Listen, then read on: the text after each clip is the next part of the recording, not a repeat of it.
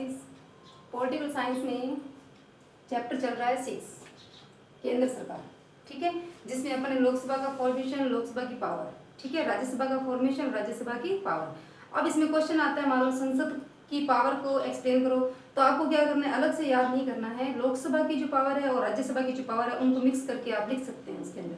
तो किसकी पावर हो जाएगी, संसद की पावर, ठीक है। अब आज पढ़ेंगे अपन राष्ट्रपति। टॉपिक क्या है आज अपना, प्रेसिडेंट ऑफ इंडिया। सबसे पहले अपन देखते हैं राष्ट्रपति का निर्वाचन। टॉपिक हो जाएगा राष्ट्रपति। राष्ट्रपति में सबसे पहले देखते हैं अपन राष्ट्रपति का निर्वाचन, यानी कि राष्ट्रपति को चुना कैसे जाता है, ठीक है। इसमें एक क्वेश्चन आपसे वेरी शॉर्ट नहीं आता है, बट अपन इसमें क्वेश्चन पूछने आपसे कि जो भारत है, भारत को गणराज्य क्यों कहा जाता है। भारत को गणराज्य है, इनकी India is a republic country, इनकी रिपब्लिक क्यों कहा जाता है।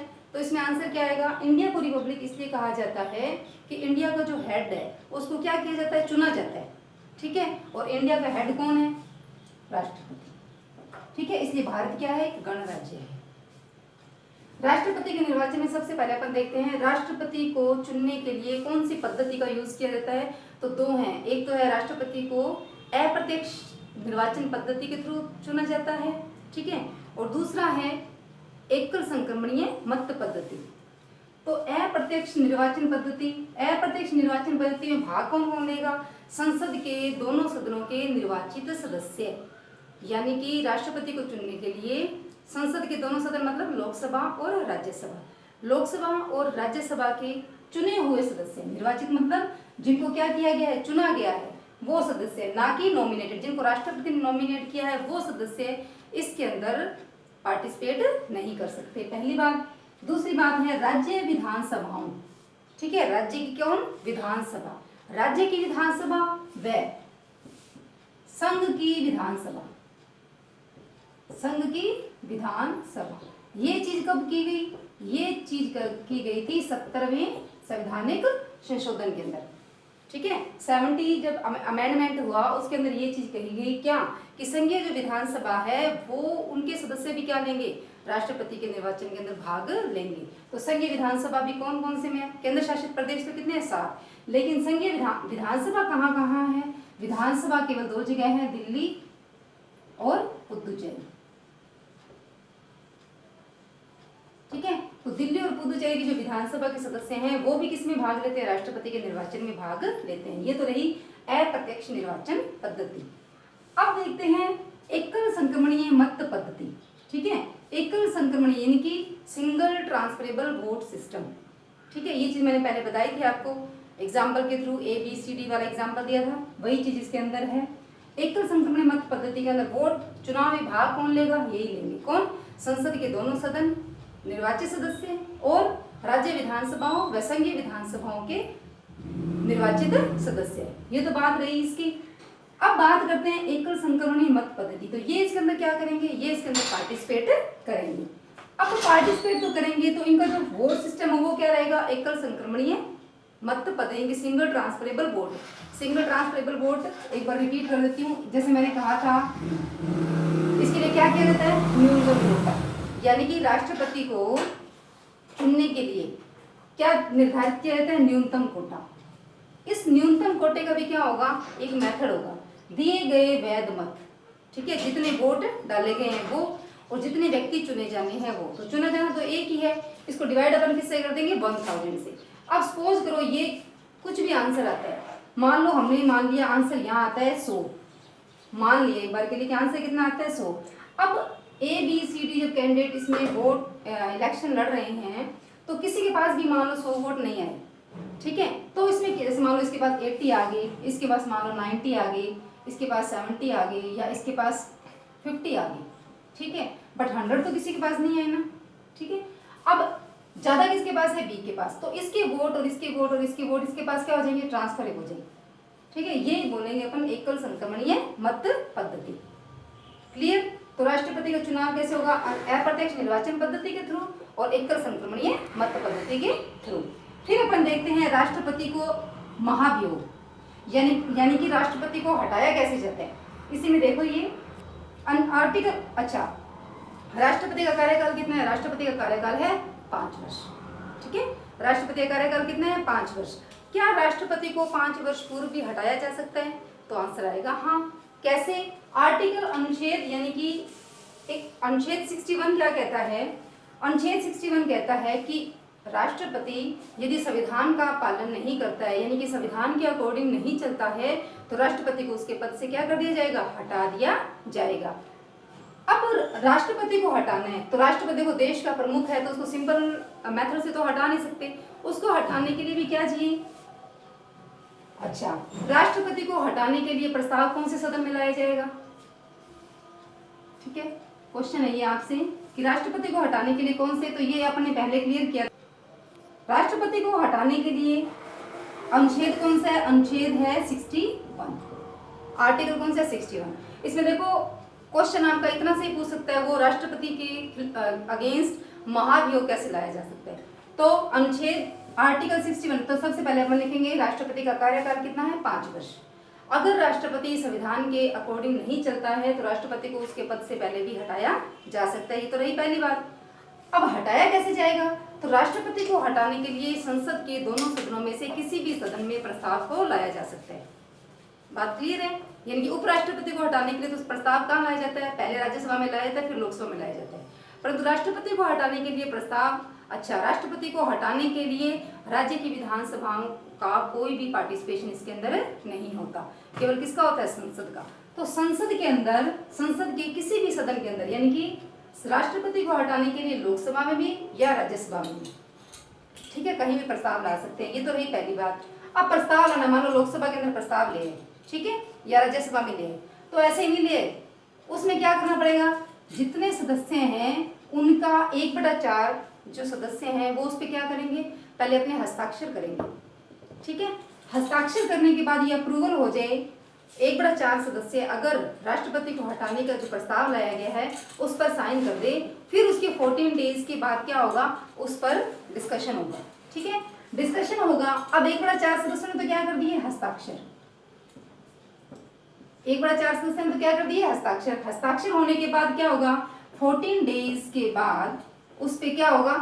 बहस चलेगी राष्ट्रपति को हटाने के लिए। अब मान लो जितने सदस्य हैं अलग अलग, लोकसभा के जितने सदस्य हैं उसके 2/3 सदस्य अगर उस प्रस्ताव को पास करते हैं कि राष्ट्रपति के जो खिलाफ महाभियोग का प्रस्ताव लाया गया था उसको 2/3 बहुमत से एक सदन ने क्या कर दिया?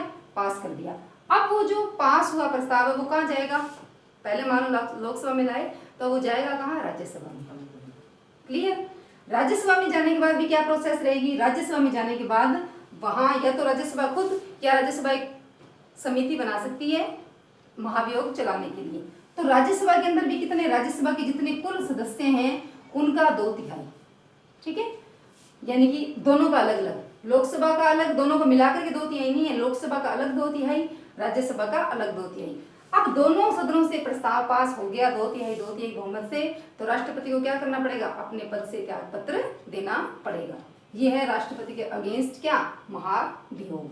ठीक है, नेक्स्ट टॉपिक अपन लेते हैं राष्ट्रपति की शक्तियां। अब देखते हैं पर राष्ट्रपति की शक्तियां। राष्ट्रपति की शक्तियों में सबसे पहले अपन देखते हैं सामान्यकालीन शक्तियां। राष्ट्रपति की शक्तियों को 2 पार्ट में डिवाइड किया गया है। कौन कौन से? सामान्यकालीन शक्तियां और आपातकालीन शक्तियां। तो सबसे पहले अपन देखते हैं सामान्यकालीन शक्तियां। सामान्यकालीन मतलब सामान्य स्थिति में, ठीक है। आपातकालीन मतलब देश में जब आपात की स्थिति हो।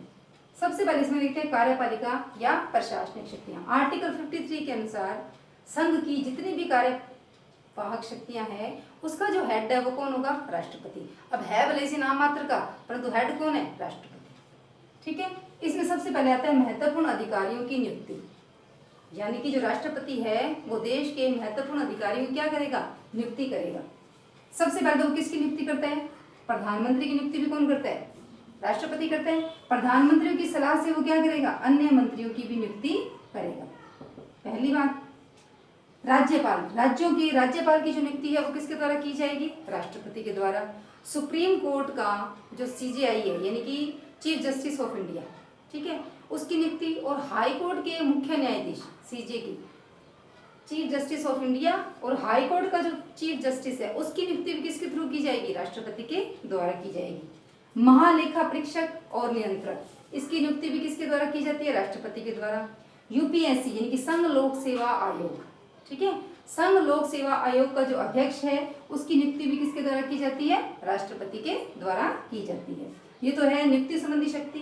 फिर आती है शासन संचालन संबंधी शक्ति, यानी कि शासन को क्या करना है? चलाना है। अब एक बात बताइए, शासन को चलाने के लिए क्या करेगा? यानी कि काम तो क्या करेगी? संसद करेगी, परंतु संसद का जो शासन बुलाना है वो काम किसका है? राष्ट्रपति का। यानी कि लोकसभा और राज्यसभा की संयुक्त बैठक को बुलाता कौन है? राष्ट्रपति। ये राष्ट्रपति के पास ही पावर है, ठीक है। और ये है शासन संचालन संबंधी शक्ति, यानी कि संयुक्त बैठक को बुलाने का काम किसका है? संसद के दोनों सदनों की संयुक्त बैठक कौन बुलाएगा? राष्ट्रपति, ठीक है। उसके बाद आती है वैदेशिक क्षेत्र में शक्ति। वैदेशिक क्षेत्र, विदेशी से नाम, वैदेशिक का मतलब ये हो गया कि दूसरे देशों से जो अपने रिलेशन है, यानी कि विदेशों के अंदर राजदूत को अपॉइंट करना है या कोई कूटनीतिक प्रतिनिधि है उसके बारे में कोई निर्णय लेना है तो क्या राष्ट्रपति उसमें अपना रोल प्ले करेगा। और वैदेशिक क्षेत्र में शक्ति और क्या आएगी? और ये होगा कि जो राजदूत को अपॉइंट किया गया है उसके संबंधी कोई जानकारी लेनी है तो वो कौन लेगा? राष्ट्रपति, ठीक है। यानी कि अन्य देशों से जो कूटनीतिक हमारे वैदेशिक संबंध है वो किसकी परमिशन के बाद, यानी कि राष्ट्रपति उसके ऊपर क्या करेगा? अपना शासन, राष्ट्रपति अपना क्या करेगा? रोल प्ले करेगा। उसके बाद आती है सैनिक क्षेत्र में शक्ति। ये तो सबको पता है कि राष्ट्रपति जो है तीनों सेनाओं का क्या है? सर्वोच्च सेनापति, यानी कि ये कहें कि थल सेना, जल सेना और वायु सेना, इन तीनों का जो सेनापति है वो कौन है? राष्ट्रपति। हाँ, वो बात अलग है कि यानी कि ऐसी कंडीशन में कुछ नए नियम बनाने हैं तो क्या राष्ट्रपति अपनी मर्जी से बना देगा? नहीं। कौन बनाएगा? संसद। परंतु यानी कि युद्ध की घोषणा करनी है तो भी क्या राष्ट्रपति अपनी मर्जी से कर सकता है? राष्ट्रपति अपनी मर्जी से नहीं कर सकता है, परंतु जब घोषणा करनी है तो राष्ट्रपति के सिग्नेचर के बाद ही ऐसा होगा कि उसको जो है अस्तित्व में लाया जाएगा। सैनिक क्षेत्र में ये है राष्ट्रपति की शक्ति। नेक्स्ट अपन देखते हैं विधायी शक्ति। सामान्यकरण शक्तियों में है विधायी शक्तियां। विधायी शक्ति में देखो, विधायी क्षेत्र का प्रशासन, प्रशासन का मतलब संचालन करना, व्यवस्थाओं को संचालन करना। व्यवस्थाओं का संचालन राष्ट्रपति कैसे करेगा? संसद के दोनों सदनों का अधिवेशन कौन बुलाता है? राष्ट्रपति। और अधिवेशन का स्थगन कौन करता है? राष्ट्रपति। ये किसमें आएगा? विधायी क्षेत्र के, यानी कि अधिवेशन बुलाना, ठीक है, और अधिवेशन का क्या करना? स्थगित करना। ये दोनों काम किसके हैं? राष्ट्रपति के। पहली बात। विधायी क्षेत्र के अंदर और भी आएगा क्या? प्रधानमंत्री की सलाह पर राष्ट्रपति क्या कर सकता है? लोकसभा को भंग कर सकता है, ठीक है। ये भी किसमें आएगा? विधायी क्षेत्र के प्रशासन के अंदर आएगा। हाँ, जब राष्ट्रपति पहली बार इनका अधिवेशन बुलाता है तो उस अधिवेशन के अंदर जो राष्ट्रपति है वो अपना क्या देता है? भाषण देता है। राष्ट्रपति स्वयं क्या देता है? उसके अंदर भाषण देता है। ये तो रहा विधायी क्षेत्र का प्रशासन। फिर आता है सदस्यों को मनोनीत करना। राष्ट्रपति क्या करता है? संसद के 14 जो सदस्य हैं, 14 सदस्यों को क्या करता है? मनोनीत करता है, जिसमें 12 तो किसके हो गए? राज्यसभा के, और 2 सदस्य किसके हो गए? लोकसभा के। यानी कि 12 सदस्य राज्यसभा के मनोनीत करता है और 2 लोकसभा के मनोनीत करता है। 12 सदस्य किसको? 2 तो जो है वो एंग्लो इंडियन, किसमें? लोकसभा के अंदर। और राज्यसभा के अंदर कौन से सदस्य मनोनीत करेगा? जो कला, विज्ञान और साहित्य और समाज सेवा के अंदर क्या हो? परफेक्ट हो, उनको क्या करता है? राष्ट्रपति मनोनीत करता है। टोटल सदस्य कितने होंगे? 14। फिर आता है विधेयक पर निषेधाधिकार का प्रयोग। ये मैंने उसमें बताया था आपको कि कोई भी कानून, बिल को कानून बनने से पूर्व, कानून कब बनेगा? जब राष्ट्रपति उसके ऊपर क्या कर देगा? अपने सिग्नेचर कर देगा। अब राष्ट्रपति के पास क्या अधिकार है? जो सामान्य विधेयक है, कौन से विधेयक है? सामान्य विधेयक। सामान्य विधेयक के को राष्ट्रपति क्या कर सकता है? साइन करने से मना कर सकता है, ठीक है। और सामान्य विधेयक को राष्ट्रपति क्या करेगा? संसद के बाद वापस भेजेगा, किसके लिए? पुनः विचार के लिए, ठीक है। एक बार राष्ट्रपति के लिए साइन होने के लिए आए, बट राष्ट्रपति ने उसके ऊपर साइन ना करके उसको क्या किया? पुनः विचार के लिए वापस भेजा, किसके पास? संसद के पास, ठीक है। अब संसद ने क्या किया? दोबारा उसको भले उसमें कुछ चेंजेस किए या नहीं किए या एज इट इज क्या कर दिया, उसको वापस भेज दिया, तो राष्ट्रपति को उसके ऊपर क्या करना पड़ेंगे, साइन करने पड़ेंगे। ये किसमें आएगा, विधेयक पर निषेधाधिकार। ठीक है। फिर आता है अध्यादेश। ये इंपॉर्टेंट पावर है। ये कब होता है, जब संसद का अधिवेशन न चल रहा हो तो राष्ट्रपति को तत्कालीन कुछ नियम बनाना हो, तो वो नियम क्या, उस नियम को क्या कहते हैं अपन, अध्यादेश। ठीक है। तो राष्ट्रपति क्या करेगा, अध्यादेश जारी कर देगा। अब ये जो अध्यादेश है, सपोज करो मान लो अभी जो संसद का नहीं चल रहा सत्र, ठीक है, तो राष्ट्रपति ने कुछ ऐसा अध्यादेश पारित कर दिया कि देश के अंदर अभी इन परिस्थितियों को देख करके मुझे ये अध्यादेश जारी करना पड़ रहा है। तो जब तक वो अध्यादेश राष्ट्रपति ने जारी किया, ठीक है, तो वो एज ए कानून के रूप में क्या करता है, लोगों के लिए कानून की तरह ही काम करता है। बट जब अधिवेशन क्या हुआ, लोकसभा का स्टार्ट हो गया, अधिवेशन स्टार्ट होने के 6 सप्ताह के बाद तक उस अध्यादेश को जो संसद है वो क्या कर सकती है, उसको रद्द कर सकती है। ठीक है। ये है अध्यादेश जारी करने की शक्ति किसकी, राष्ट्रपति की। फिर आता है वित्तीय शक्तियां। राष्ट्रपति के पास ही पावर है कि संसद के सामने राष्ट्रीय आय और व्यय, राष्ट्रीय आय और व्यय का पूरा जो ब्यौरा रखना है, संसद के सामने रखवाना है, तो राष्ट्रपति क्या करेगा, राष्ट्रपति ही उसको सामने रखवाएगा। और राष्ट्रपति की परमिशन के बिना कोई भी जो धन बिल है, धन विधेयक है, वो लोकसभा के अंदर प्रस्तुत नहीं किया जा सकता।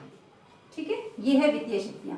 अब सब लास्ट है अपना, इसमें कौन सी शक्तियों में, सामान्यकरण शक्तियों में लास्ट पॉइंट है न्यायिक शक्तियां। ठीक है। न्यायिक शक्तियों में ही राष्ट्रपति क्या करता है, सुप्रीम कोर्ट के न्यायाधीशों की नियुक्ति करता है, और हाई कोर्ट के, सुप्रीम कोर्ट के मुख्य न्यायाधीश की और अन्य न्यायाधीशों की नियुक्ति करता है कौन, राष्ट्रपति। और इसके हाई कोर्ट के मुख्य न्यायाधीश की नियुक्ति कौन करता है, राष्ट्रपति। ये तो है न्यायिक शक्ति में। राष्ट्रपति को इसके अलावा एक इंपॉर्टेंट शक्ति प्रदान है, कौन सी, क्षमादान की शक्ति। कौन सी शक्ति, क्षमादान की शक्ति। यानी कि राष्ट्रपति के पास ये पावर है कि राष्ट्रपति किसी व्यक्ति को जो दंड दिया गया है उसको या तो क्या कर सकता है, क्षमा कर सकता है, या क्या कर सकता है, उसको या तो क्षमा कर सकता है या उसको रिड्यूस कर सकता है। जैसे मानो 10 साल की सजा है, उसकी मर्जी है कि वो उसको क्या कर दे, 5 साल कर दे, 2 साल कर दे। ये राष्ट्रपति पर, ये क्या है, राष्ट्रपति की इंपॉर्टेंट पावर है। राष्ट्रपति उसकी जो उसको दंड मिला है उसको क्या कर सकता है, क्षमा भी कर सकता है और उसको क्या कर सकता है, कम भी कर सकता है। ये है न्याय शक्तियां। नेक्स्ट अपन देखेंगे राष्ट्रपति की आपातकालीन शक्तियां।